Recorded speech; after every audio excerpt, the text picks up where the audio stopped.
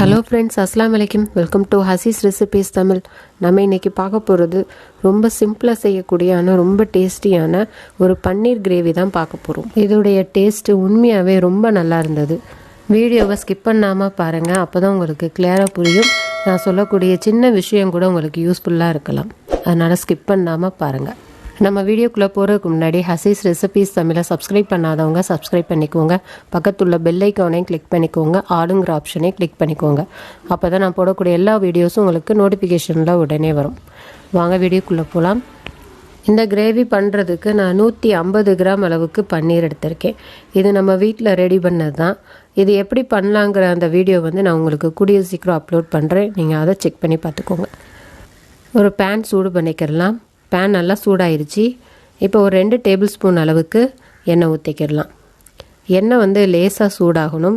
ஒரு மிதமான சூடாக இருக்கும்போது நம்ம அதில் ஒரு அரை ஸ்பூன் அளவுக்கு மஞ்சள் தூள், 1 ஸ்பூன் அளவுக்கு மிளகாய் தூள் ஆட் பண்ணிக்கிடலாம். எண்ணெய் அதிகமாக சூடாக இருந்தது அப்படின்னா இது தீஞ்சு போயிடும். அதனால் நீங்கள் மிதமான சூட்லேயே இதை ஆட் பண்ணிக்கோங்க. இப்போ நம்ம பன்னீரை ஆட் பண்ணிக்கிடலாம். மிதமான ஹீட்லேயே இப்போ இதை நம்ம வறுத்தெடுக்க போகிறோம். இந்த மாதிரி நம்ம வறுத்தெடுத்து நம்ம கிரேவியில் ஆட் பண்ணி சாப்பிட்டோம் அப்படின்னா கிரேவி நல்ல ஒரு டேஸ்ட்டு கிடைக்கும். நமக்கு பன்னீர் எடுத்து சாப்பிட்றதுக்கும் ரொம்ப நல்லாயிருக்கும்.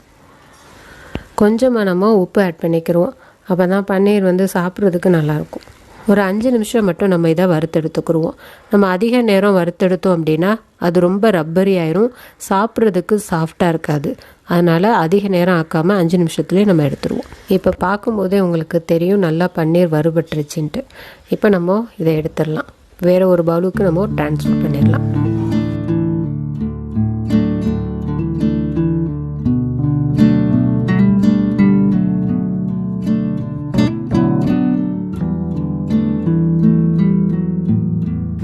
நம்ம அந்த எண்ணெயிலேயே நம்ம இப்போ கிரேவி செய்ய ஆரம்பிச்சிடலாம். நான் ஒரு அரை ஸ்பூன் அளவுக்கு ஜீரகம் ஆட் பண்ணியிருக்கேன். ஜீரகம் லேசாக பொரிஞ்ச உடனேயும் நம்ம இப்போ வெங்காயம் ஆட் பண்ணிக்கலாம். இதுக்கு 3 பெரிய சைஸ் வெங்காயம் நல்லா பொடிசாக கட் பண்ணி இப்போ நான் ஆட் பண்ணியிருக்கேன்.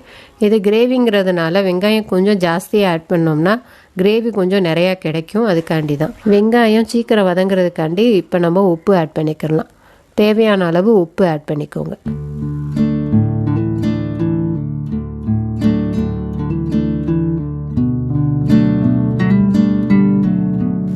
நம்ம சீக்கிரம் வேகிறதுக்கு நம்ம இப்போ ஒரு மூடி போட்டு மூடி வச்சிடலாம். அப்போ தான் நமக்கு எண்ணெயும் நல்லா பிரிஞ்சு வரும். ஃப்ளேமை லோ ஃப்ளேமில் வச்சுக்கிடலாம். அப்போ தான் அடி பிடிக்காமல் இருக்கும். இப்போ நல்லா எண்ணெய் பிரிஞ்சு வந்திருக்கு பாருங்கள். இப்போ இந்த ஸ்டேஜில் நம்ம இஞ்சி பூண்டு பேஸ்ட்டு ஆட் பண்ணிக்கிடலாம்.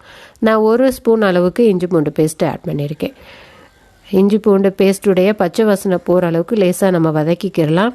வதக்கினதுக்கு அப்புறமேலு நம்ம மற்ற பொருட்களை ஆட் பண்ணிக்கிடலாம். இப்போ இது நல்லா வதங்கிருச்சு. இப்போ நம்ம தக்காளி ஆட் பண்ணிக்கலாம். நான் 3 தக்காளி மீடியம் சைஸ் தக்காளி அரைச்சி இப்போ ஆட் பண்ணுறேன். நம்ம அரைச்சி ஆட் பண்ணும் போது கிரேவி கொஞ்சம் திக்காக இருக்கும், நம்மளுக்கு டேஸ்ட்டும் ரொம்ப நல்லாயிருக்கும். தக்காளி கொஞ்சம் கூடுதலாக இருந்துச்சு அப்படின்னா நமக்கு கிரேவி நல்லாயிருக்கும். அதனால தான் நான் 3 தக்காளி ஆட் பண்ணியிருக்கேன். இப்போ நம்ம தக்காளி சீக்கிரம் வதங்கிறதுக்கு நம்ம ஒரு மூடி போட்டு மூடி வச்சிடலாம். லோ ஃப்ளேம்லேயே வச்சுக்கோங்க. அப்போ தான் அடி பிடிக்காமல் இருக்கும். அப்பப்போ மட்டும் கிண்டி விட்டுக்கோங்க. இப்போ தக்காளி நல்லா வதங்கி லேசாக எண்ணெய் பிரிஞ்சிருக்கு பாருங்கள். இப்போ இந்த ஸ்டேஜில் நம்ம மசாலா பொருட்கள்லாம் ஆட் பண்ணிக்கலாம். நான் இப்போது 1 ஸ்பூன் அளவுக்கு மிளகாய் தூள் ஆட் பண்ணுறேன். நம்ம ஏற்கனவே எண்ணெயில் 1 ஸ்பூன் போட்டோம். இப்போ 1 ஸ்பூன் 2 ஸ்பூன் அளவுக்கு நான் கிரேவிக்கு ஆட் பண்ணியிருக்கேன். இப்போ 2 ஸ்பூன் அளவுக்கு மல்லித்தூள் ஆட் பண்ணுறேன். நல்லா வதக்கிக்கலாம். நல்லா அந்த பச்சை வாசனை போகிற வரைக்கும் நல்லா வதக்கிக்கோங்க. ஓரளவுக்கு வதங்கிருச்சு. இப்போ நம்ம ஜீரகத்தூள் ஆட் பண்ணிக்கலாம். நான் 1 ஸ்பூன் அளவுக்கு ஜீரகத்தூள் ஆட் பண்ணுறேன். நம்ம ஜீரகத்தை நல்லா வறுத்து அதை பொடி பண்ணி வச்சுருக்கோம். இப்போ அதிலேருந்து 1 ஸ்பூன் ஆட் பண்ணுறேன். நம்ம வறுத்து ஆட் பண்ணும் போது அதோடைய ஃப்ளேவர் நல்லாயிருக்கும். இப்போ நல்லா வதக்கிக்கலாம். இப்போ இது வதங்கினதுக்கு அப்புறமேலு நம்ம தேவையான தண்ணி ஆட் பண்ணிக்கலாம். நான் 1 கப் அளவுக்கு தண்ணி ஆட் பண்ணுறேன். இந்த மசாலா பொருட்கள்லாம் கொஞ்சம் வெந்து வர்றதுக்காண்டி நம்ம இப்போ கொஞ்சமாக தண்ணி ஆட் பண்ணுறோம். இதை நல்லா மிக்ஸ் பண்ணி விட்டுட்டு நம்ம ஒரு மூடி போட்டு மூடி வச்சுருவோம். அப்போ தான் லேசாக நமக்கு எண்ணெய் பிரிஞ்சு கிரேவி கொஞ்சம் திக்காக கிடைக்கும். இப்போ ஒரு மூடி போட்டு மூடி வச்சிடலாம். இப்போ பாருங்கள், சூப்பராக எண்ணெய் பிரிஞ்சு வந்திருக்கு. இப்போ இந்த ஸ்டேஜில் கஸ்தூரி மெத்தி 1 ஸ்பூன் அளவு ஆட் பண்ணிக்கலாம். இது நல்ல ஒரு ஃப்ளேவரும் நல்ல டேஸ்ட்டும் கொடுக்கும் கிரேவிக்கு. கஸ்தூரி மெத்திங்கிறது நம்ம வெந்தயக்கீரை இருக்கு இல்லையா, அதை நல்லா வாஷ் பண்ணிவிட்டு நீங்கள் நல்லா ட்ரை பண்ணிவிட்டு அதை நீங்கள் பவுட்ரு பண்ணி வச்சுக்கோங்க. அதுதான் கஸ்தூரி மெத்தி. இந்த மாதிரி கிரேவிக்கு நீங்கள் வந்து கொஞ்சமாக ஆட் பண்ணிங்க அப்படின்னா டேஸ்ட் வந்து ரொம்ப நல்லாயிருக்கும், ஃப்ளேவரும் நல்லாயிருக்கும். ட்ரை பண்ணி பாருங்கள் ஃப்ரெண்ட்ஸ். இப்போ நம்ம 1 ஸ்பூன் அளவுக்கு பட்டர் ஆட் பண்ணிக்கிடுவோம். பட்டர் வந்து ஒரு நல்ல ரிச்சான டேஸ்ட்டு கொடுக்கும் கிரேவிக்கு. அதனால் நீங்கள் வந்து கொஞ்சம் ஜாஸ்தியாக கூட ஆட் பண்ணிக்கலாம். ஃப்ரெண்ட்ஸ், கிரேவி வந்து நல்ல டேஸ்ட்டாக கிடைக்கணும்னா நான் செஞ்சுருக்கிற எதையுமே நீங்கள் வந்து ஸ்கிப் பண்ணிடாதீங்க. எல்லாத்தையும் கரெக்டாக ஃபாலோ பண்ணி பண்ணுங்கள். கண்டிப்பாக வந்து கிரேவி நல்ல டேஸ்ட்டாக கிடைக்கும். நான் இதை பல முறை செஞ்சுருக்கேன். எனக்கு கிரேவி ரொம்ப நல்லா வந்திருக்கு. அதனால தான் நான் இப்போ உங்கள்கிட்ட ஷேர் பண்ணுறேன். அதனால் எதையும் ஸ்கிப் பண்ணாமல் பண்ணுங்கள் ஃப்ரெண்ட்ஸ். இப்போ நான் ஒரு 15 முந்திரி பருப்பு அளவுக்கு நான் வந்து தண்ணியில் ஊற வச்சு இப்போ நான் மிக்சியில் அரைச்சி எடுத்திருக்கேன். இப்போ அதை தான் நான் ஆட் பண்ணியிருக்கேன். நம்ம முந்திரியை அரைச்சி ஆட் பண்ணும் போது டேஸ்ட்டு வந்து நல்ல ரிச்சான டேஸ்ட்டு கிடைக்கும். நம்ம கொஞ்சமாக தண்ணி ஆட் பண்ணிக்கிடலாம். கிரேவியுடைய திக்னஸை அட்ஜஸ்ட் பண்ணுறதுக்கு கொஞ்சமாக தண்ணி ஆட் பண்ணிக்கோங்க. நான் 1 கப் அளவுக்கு தண்ணி ஆட் பண்ணியிருக்கேன். இப்போ நல்லா மிக்ஸ் பண்ணி விட்டுறலாம். மிக்ஸ் பண்ணி விட்டு ஒரு 5 நிமிஷம் அளவுக்கு நம்ம மூடி போட்டு வேக வைப்போம். அப்போ தான் லேசாக நமக்கு எண்ணெய் பிரிஞ்சு வரும். இப்போ நல்லா எண்ணெய் பிரிஞ்சு வந்திருக்கு பாருங்கள். இப்போ இந்த ஸ்டேஜில் நம்ம வறுத்து வச்சுருந்த பன்னீரை ஆட் பண்ணிக்கலாம்.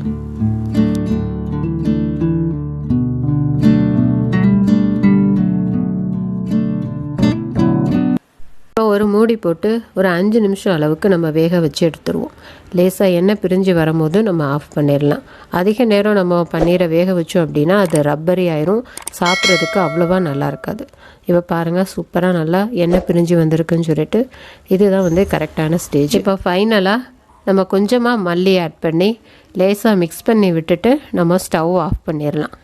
நம்ம கிரேவி இப்போ சூப்பராக ரெடி ஆயிடுச்சு. டேஸ்ட்டும் ரொம்ப சூப்பராக இருந்தது. இது ரைஸுக்கு சப்பாத்திக்கெல்லாம் ரொம்ப நல்ல ஒரு காம்பினேஷனாக இருந்துச்சு. நீங்களும் ட்ரை பண்ணி பாருங்கள் ஃப்ரெண்ட்ஸ். பார்த்துட்டு எப்படி வந்ததுங்கிறத எனக்கு கமெண்ட்டில் ஷேர் பண்ணுங்கள். இந்த வீடியோ பிடிச்சிருந்துச்சுன்னா லைக் பண்ணுங்கள், உங்கள் ஃப்ரெண்ட்ஸ் எல்லா பேத்துக்குமே ஷேர் பண்ணுங்கள். மறக்காமல் சப்ஸ்கிரைப் பண்ணுங்கள் ஃப்ரெண்ட்ஸ்.